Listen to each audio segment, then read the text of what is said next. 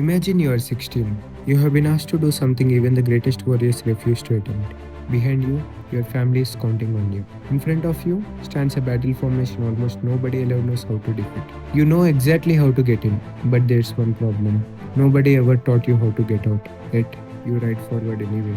This is the story of Abhimanyu, and thousands of years later, people still remember him. Not because he won that battle, but because of how he fought it and how he was killed.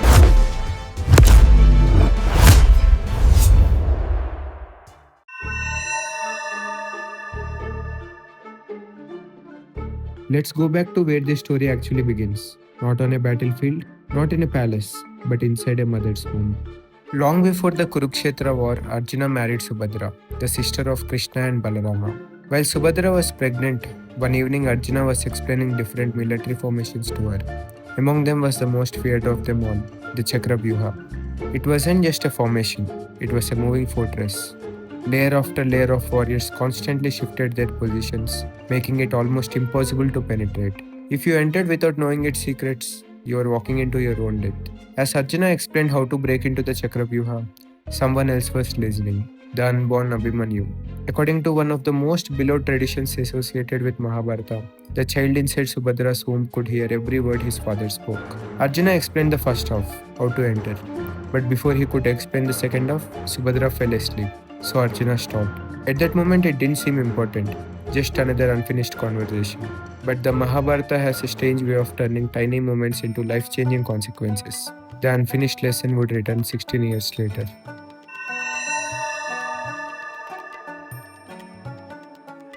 Before the world knew him as the boy inside the Chakravyuha, Abhimanyu was simply the child everyone adored. Think about the family he was born into.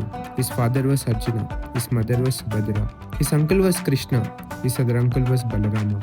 It's hard to imagine a better place to grow up if your destiny was to become a warrior.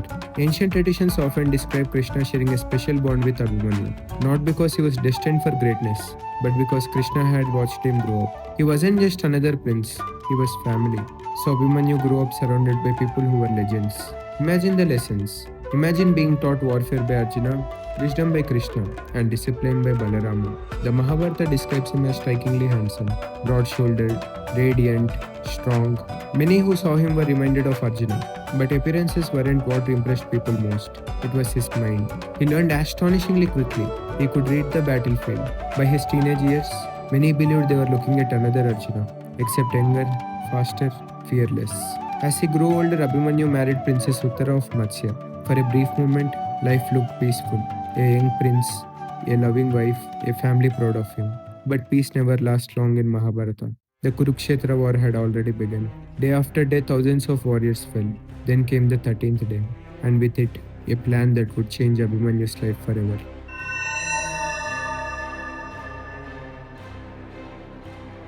Drona knew something. As long as Arjuna remained on the battlefield, the Chakravyuha could never succeed. Therefore, the Kauravas first needed to remove Arjuna. The Trigarta warriors challenged him elsewhere, and Arjuna accepted, exactly as Drona has hoped. Which meant, when the Chakravyuha appeared, the greatest warrior capable of breaking it wasn't there. Back on the Pandavas' side, Yudhishthira looked at the formation. He knew what it was. He also knew the terrible truth. Almost nobody standing beside him knew how to break it. Almost. Then a young boy spoke. I know how to enter it. It was Abhimanyu. He looked at his uncles and said something remarkably simple. I'll break open the formation. You follow me closely. Once we are inside, we'll fight together. It sounded like a solid plan. Abhimanyu would create the opening. The Pandavas would stay right behind him. But sometimes a plan doesn't fail because it's bad.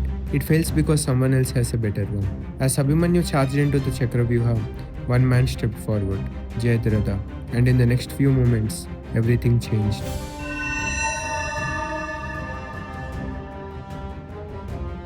Abhimanyu had done exactly what he promised. He broke open the Chakravyuha. The path was clear. The Pandavas only had to follow him. But before they could, Jayadratha stood in their way. Armed with the boon that allowed him to hold back the Pandavas for a single day, he blocked Yudhishthira, Bhima, Nakula, Sahadeva, and the warriors behind him. They fought with everything they had. They tried to break through. They tried again. But every passing moment carried Abhimanyu deeper into the Chakravyuha alone. Can you imagine what that must have felt like? Just moments earlier, You are riding into the battle believing your family was right behind you. You turn around and all you see is the enemy. No reinforcements, no way back, only thousands of warriors closing in from every direction. Most people would have tried to escape, but Abhimanyu made a different choice. If he couldn't go back, he would keep moving forward.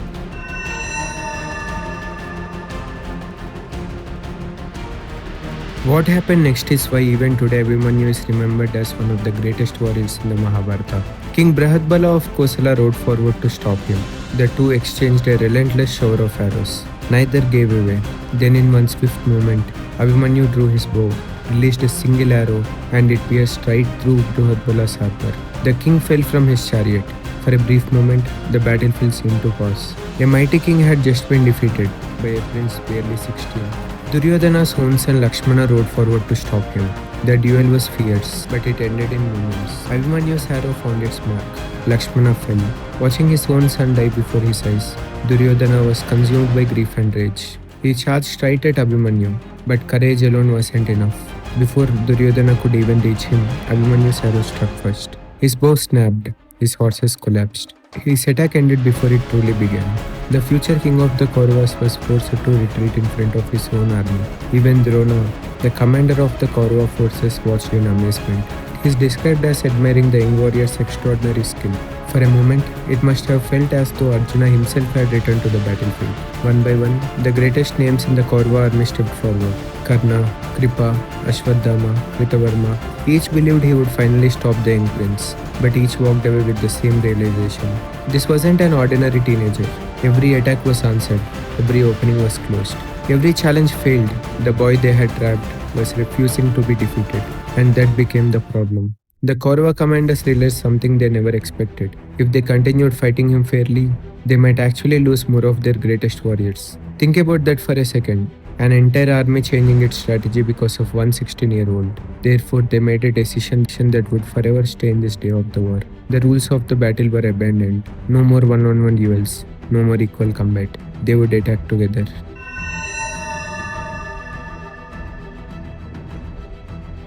Suddenly, arrows came from every direction.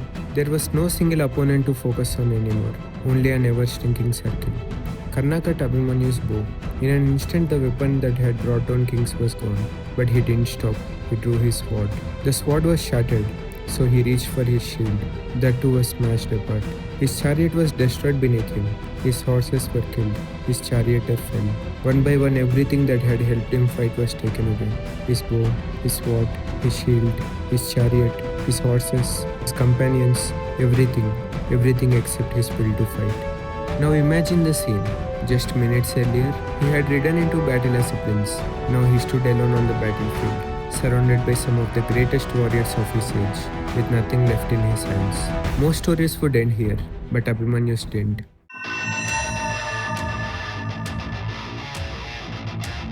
His eyes fell upon the broken wheel of a shattered chariot. He bent down, lifted with both hands, and turned it into a weapon.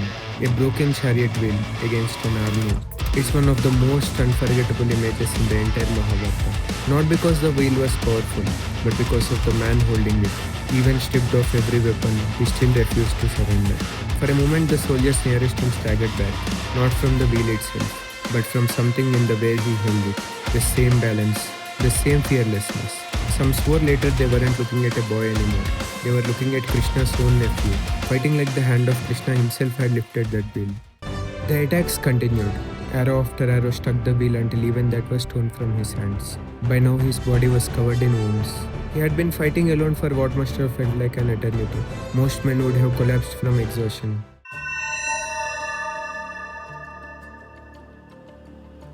But Abhimanyu reached for one final weapon, and when his hand finally closed around a mace, something in the Kaurava ranks went still. That grip, that stance. Warriors who had faced Balrama himself in the years past felt their blood run cold. For one heartbeat, it wasn't a dying prince holding that mace. It was Balrama's shadow rising off the battlefield. He charged once again, not because he believed he would survive, but because giving up simply wasn't part of who he was. He fought until there was nothing left to give, and only then, after a battle that should have never been one man's burden, did Abhimanyu finally fall.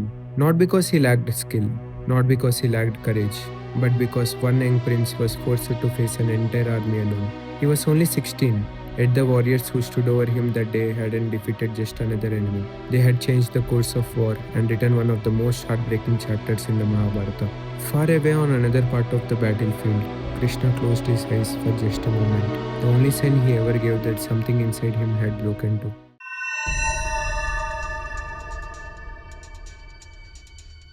By the time Arjuna returned to the Pandava camp, something felt different. The camp was unusually quiet. Warriors lowered their heads. Arjuna knew something terrible had happened. Then he heard the truth. Abhimanyu was gone. Then Arjuna asked a single question, how?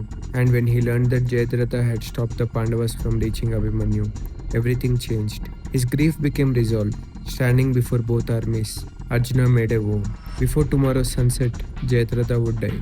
If he failed, he would enter the funeral fire himself. This wasn't a promise made in anger alone. It was a promise made by a father. And suddenly, the next day of the war wasn't just another battle. It became a race against time.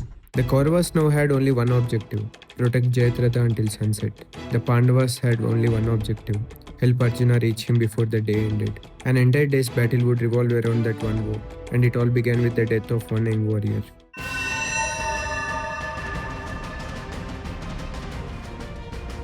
But here's something many people don't realize. Abhimanyu's story didn't end on that battlefield. His wife Uttara was carrying their child, but after the war, another tragedy nearly struck. Ashwadhama unleashed the Brahmashira weapon, which threatened the unborn child in Uttara's womb. Therefore, before the Pandava lineage could disappear forever, Krishna intervened. The child survived. He was named Parikshit. Years later, Parikshit became the king of Hastinapura.